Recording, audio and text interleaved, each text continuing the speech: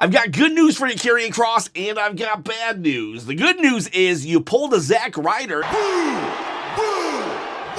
and you got yourself over with the IWC, the Internet Wrestling Community. Especially over the last few years where it feels like the audience, the community, gets behind someone and really does everything in their power to propel them to the top. I feel like we're seeing it now with you. They are now rallying behind you in many ways. Everybody is just loving you, saying we need to push Karrion Kross. You're on interviews, you're going viral, you're doing amazing things on the internet, and we are noticing. The bad news is you've gotten yourself over with the Internet Wrestling Community. Everybody's been telling me that I gotta become undeniable, and as soon as it happens, they ignore it. What does this mean for Karrion Kross? It means that we've got to get Karrion Kross over in the actual arena, because yes, it's great that he has his supporters and his fans outside of the WWE, arenas, the shows, but Triple H is listening for what the reactions are inside the building. So instead of just complaining that Karrion Kross isn't being pushed, no, the rest of the internet can complain. We here at Wrestlechop, we solve. So I've come up with 10 tested and true ways to get Karrion Kross over right now. Literally, if we employ any of these tactics, he could be pretty much over next week, his next appearance. And you don't believe me? Well, I'm going to use examples from the past, but don't worry, if you don't know who I'm talking about, I'm not going to dwell on the names. I'm going to say what they did and how it applies to Karrion Kross. We'll start off with Edge. Edge won the Money in the Bank.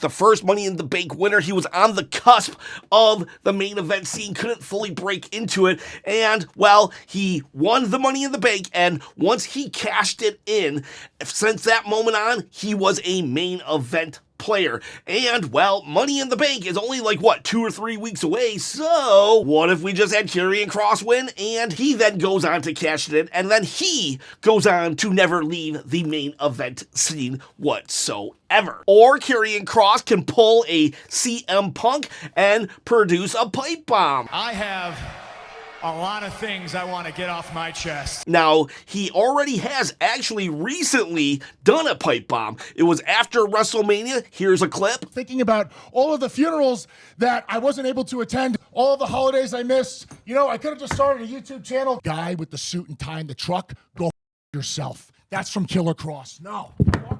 While it did go viral, it still wasn't inside the building of WWE, so we have to assume that most WWE fans do not know about this clip. We have to assume that people who watch wrestling channels like this only make up 10 to 15% of the WWE audience. So that means 85 to 90% of viewers never heard that pipe bomb. So all we gotta do is take that energy from that promo and bring it into an arena. Karrion Kross, just like CM Punk did in 2011, he comes out after a match, bonus points if it's after R-Truth and John Cena at Saturday Night's Main Event, because that's when CM Punk actually unleashed his pipe bomb during or after their match. But at any point, Karrion Kross can come out, sit down, cross-legged, and just lay into the WWE machine and how it is failing wrestlers like him and propping up wrestlers like Logan Paul. Now, this is not a commentary on Logan Paul whatsoever, but CM Punk back in the day had a problem with part-timers like The Rock, and so Karrion Kross can just have a problem with part-timers like YouTubers, Logan Paul, ISO Speed, just coming in and taking spots. And it would even be more amazing if he throws in a Dean Ambrose reference where he says, "No wonder Dean Ambrose left for the competition. Oops, breaking the fourth wall. Hey, John." I'm breaking the fourth wall. And that would be like John Moxley in AEW. Or he could pull a Finn Balor and not lose every match for the rest of his life. No, he goes back to NXT and he wins their championship. This is my least favorite of all of these scenarios, but it's plausible. Karrion Kross was a dominant NXT champion, so he just goes back to NXT and dominates, wins the championship. I don't want that one to happen, and Karrion Kross doesn't want it either. I know what it's like being someone coming up, trying to get something you're after, and it sucks when somebody comes in who's already had their shot. Now that spot is unavailable for someone who really needs it to move into. He has said that he has moved on from NXT and he wants to give other people the chance to shine. I respect that. And so hopefully that option doesn't happen. He doesn't win the NXT title, but you can win the NXT title, because I'm assuming none of you out there are former NXT champions. So if you want to win, all you got to do is comment below, subscribe to the channel, and once I hit 20,000 subscribers on my quest to quit my day job and produce wrestling content full-time, well, I'll give away this belt. Free shipping, free everything. All you gotta do, comment below, subscribe to the channel, hit that bell, ding ding ding, notification, and don't forget to thumbs up this video. This thumb has had a lot of things to say lately. Do you got anything to say right now? Don't do this. Don't embarrass me. Say something. Say something.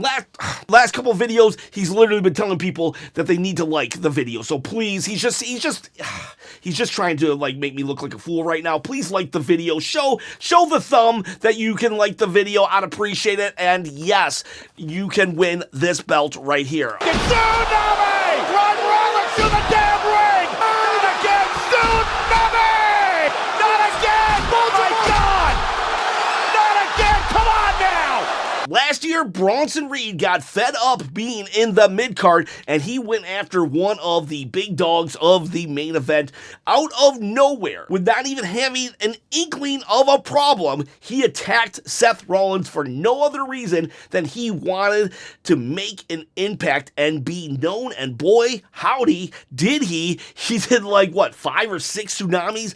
Destroyed Seth Rollins, and that was a big freaking deal. And that's what Karrion Kross needs to do. He needs to pick a big dog and attack them out of nowhere for no reason other than making a name for himself. I think CM Punk would be the perfect choice. Those two on the mic against each other would be great. Those two in the ring against each other would be great. But yeah, he just lays into CM Punk. If we need to do it after SummerSlam, fine, I get it. CM Punk probably has a match at SummerSlam, but right after SummerSlam, Karrion Kross, he comes out and it has to be a violent affair. We need blood everywhere, and Karrion Kross just laughing at the destruction of CM Punk, and then he goes on to do it. We copy and paste the Bronson Reed attack. He goes on to do it against a couple jobbers until CM Punk comes back, and then their feud starts. You're not indestructible. Heck, you're not even gold. You're just green. Karrion Kross pulls a Chris Jericho. This is a WCW Chris Jericho when Chris Jericho called out, So Greenberg, come out here! Goldberg. I literally could just, if I never heard the name Goldberg again, I would literally go on with my life just happy. I would be happy, but I wouldn't know why, because I would have totally forgotten about Goldberg because nobody's ever mentioned his name. I'd just be like, wow, life is good today. But unfortunately, when I'm just, whistling Dixie and just saying, yes, everything is great, somehow, some way, I'm reminded of the existence of Goldberg, and boom, the mood comes crashing down. So yeah, let's just get this over with. What if Karrion Kross is the one who actually retires Goldberg? Goldberg and Gunther, they seem to be on a collision course, but what if we're wrong and it's Karrion Kross who does it, because they actually have a built-in storyline as well. Let's go back to that viral little moment earlier that I talked about, the pipe bomb. Well, Goldberg was name dropped there. You want to know what the best advice I ever got? It was from Bill Goldberg. 2021. Do you have any advice for me? He goes, you know what? You just got to be a good soldier.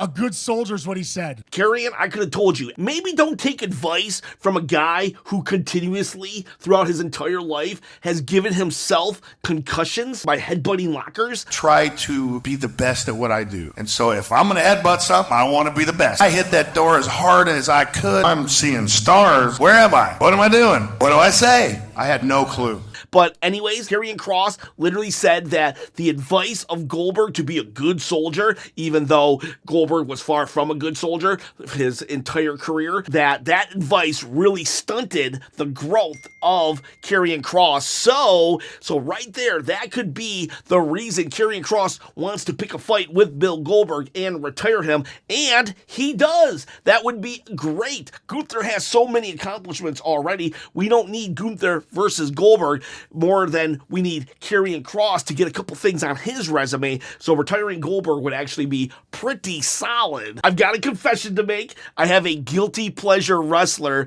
that I don't talk about often on this channel that I absolutely love. Jinder Mahal. Do not ever dare hinder Jinder on Wrestlechop. And what if Karrion Kross pulled a Jinder? No. Oh, the Colossus! Do we have it? You're kidding me! And out of nowhere, he wins the World Heavyweight title. You've got to be kidding me! You've got to be kidding me! Dreams have come true!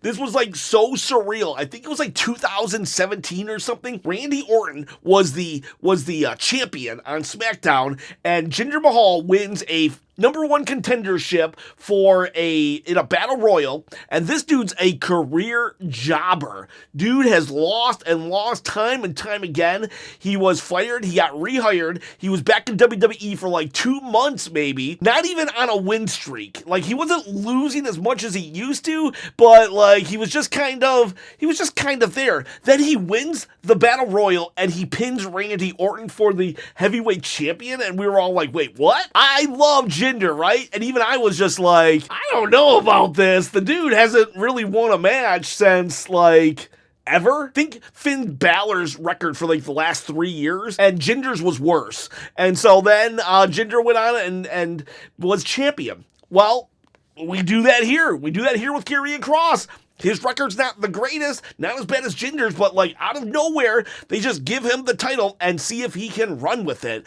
This is my second to least favorite option, though, because I would like to build up Karrion before we give him the world title. Sometimes if you just give everything to somebody when you're ready to push them, but you don't push them enough before you give them everything, then the fans turn on them. And I think it would actually benefit Karrion Kross to have about like 6 to 8 months worth of feuds before he wins the world title. So let's not pull a Jinder Mahal, but that is an option. We could turn Karrion Kross face by pulling a DDP, self high five. DDP and the NWO back in the 90s of WCW. The NWO was trying to get Diamond Dallas Page to side with them, and Diamond Dallas Page wouldn't have it. This is beautiful. Look at that. It's a fish. Hey! On the most wanted list. He was like the first person to just say no, really, other than Sting.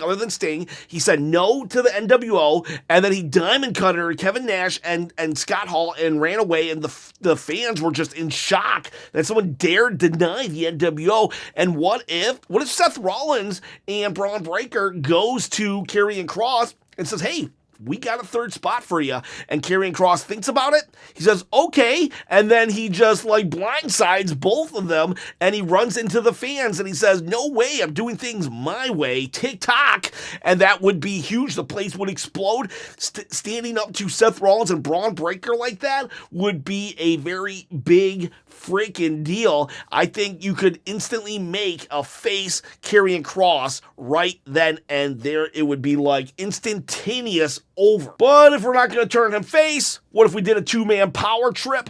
Two-man power trip was just two big-time elite talents. The two most dominant men men, today, in the past, in the future. It was Stone Cold Steve Austin and Triple H, and while Karrion Kross isn't to their level yet, we're going to have two really big players just team up with each other.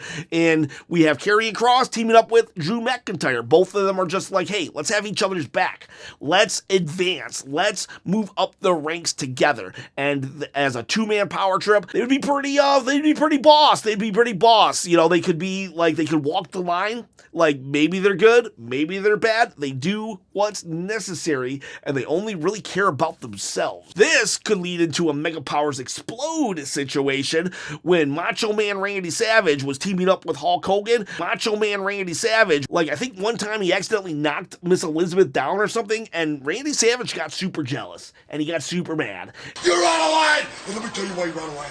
You got jealous eyes right there. And we could just do that here. There's Scarlett, right? And even though we could say Drew didn't want anything like, you know, romantic with Scarlett, Karrion Kross starts getting jealous. He starts getting jealous, and there's an incident where Drew McIntyre accidentally knocks over Scarlett, and that just sets Karrion off, and they can have a pretty good banger of a feud. Now, they did have a feud when Karrion Kross was first rehired back in like 2022 or something, but I don't know. For a long time, Karrion Kross just wasn't over with the crowd, not even the IWC. It took a very long time to get him back to where he is right now, and so we could revisit that feud, and a lot of people probably forgot it even happened. So let's just, we could revisit. We could start with the two-man power trip of them together, and then a Mega Powers Explode situation with them feuding. I've got two more. We could pull a Stone Cold Steve Austin in that. This was before Stone Cold actually made it big. In fact, this is the feud that I think, and actually Stone Cold himself thinks, made him. And it was when he called out Bret the Hitman Hart. I spit on the life, the career, and the family of Bret the Hitman Hart. Bret the Hitman Hart had lost his title at WrestleMania 12 and was just taking a sabbatical, a hiatus. But Stone Cold Steve Austin was moving up in the ranks, and one day out of nowhere, Stone Cold Steve Austin gets on the mic and starts calling out Bret the Hitman Hart. These two had like no interactions with each other whatsoever. There was no reason for Stone Cold to hate Bret the Hitman Hart. Bret the Hitman Hart wasn't even on TV, and for weeks and weeks, Stone Cold just called out Bret Hart. And finally, when it got to Bret Hart, he was like, I don't really know why I'm being called out. And it just kept going and going and going until when Bret Hart did come back, him and Austin had a feud, and Austin lost, but that was okay. Austin wasn't the superstar we see now. He was like mid-card, and Bret Hart was the top dog. But Bret Hart, the feud, brought Stone Cold up. And what if Karrion Kross started calling out the tribal chief, Roman freaking Reigns?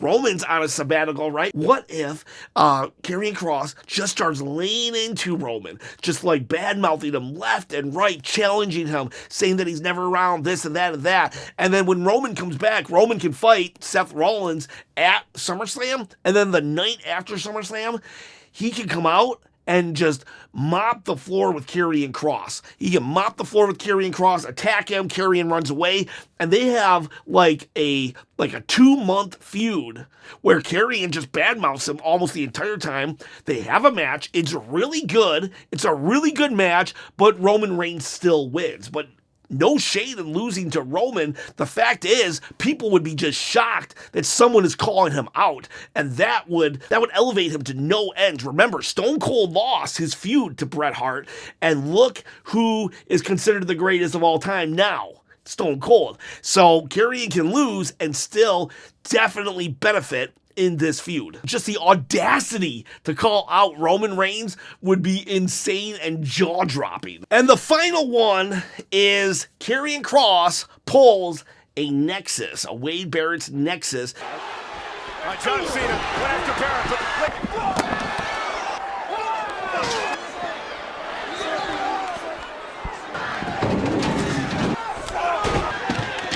In that for months now, Karrion Kross has been kind of like pulling the strings of many like mid-card players in the WWE. He got the New Day to turn on Big E. He got The Miz to turn on R-Truth. He's beaten the Wyatt Six. He's done a lot of things. And even in the feuds that he has been a part of since he returned, like he feuded with Drew McIntyre, and Drew McIntyre turned heel. He said, I'm going to take Shinsuke's honor away during their feud. And guess what?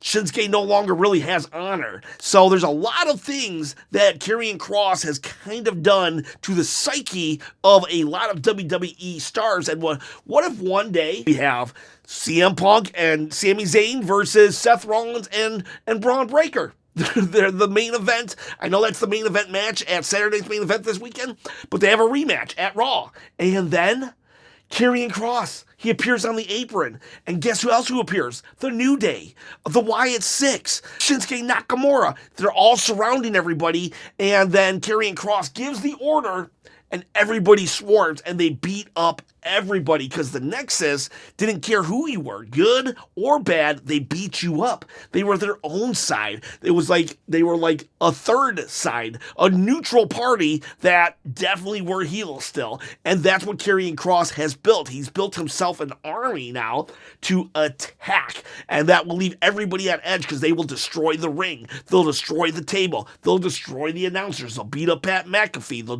They'll just anything in their wake, and we never know when they will attack. It'll almost be like when the Wyatt Six did appear, everybody was a little on edge, and then they kind of dropped that storyline or dropped that like everybody being on edge. Well, we don't drop it here. Karrion Kross might just go away for 2 weeks and then just attack out of nowhere. Maybe he attacks NXT. Maybe he attacks SmackDown. We don't know what he's going to do, and it's like he's almost holding the WWE hostage, and they're like, what do you want, Karrion Kross? And he's like, it'll all be revealed. Tick-tock, tick-tock. And it all ends with him being champion or something. But yeah, Karrion Kross pulls a Nexus, but there's no John Cena to beat every member at SummerSlam this time. They do it right, and we have a super group now, a super group in WWE that the faces and the heels have to fight against. Sometimes they may team up, sometimes they might not. That's the one I think would completely get Karrion Kross over right this second. Now, maybe we could do a pipe bomb and then that. We could do 2 or 3 of these, but like, yeah, instantly. So there you go, Triple H. Those are my 10 to 11 ways to get Karrion Kross over right this second. So feel free to steal any of these ideas and not pay me. I'm not joking. I love WWE that much that, like, for real, you can have it all. Anything I say on this channel, here you go. Take it, Triple H. Go for it. Please book Karrion Kross to be the great superstar that we all in the IWC know that he is. Boys, girls, tell me if you have any other ways to get Karrion Kross over, and have yourselves a great day.